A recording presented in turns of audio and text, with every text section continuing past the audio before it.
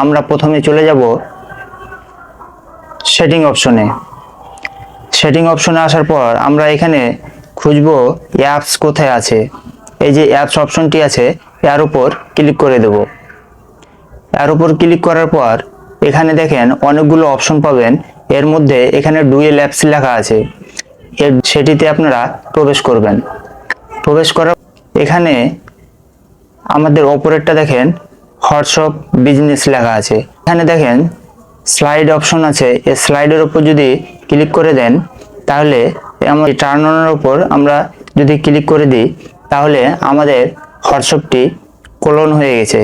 এবার আমরা যদি এটি কেটে বের হয়ে যাই এবং আমরা আমাদের হোয়াটসঅ্যাপটি চেক করি, দেখেন এটি আগেরটি হচ্ছে আমার অরিজিনাল হোয়াটসঅ্যাপ, পরে এটি ক্লোন হয়ে আমাদের কাছে এটি এসে গেছে।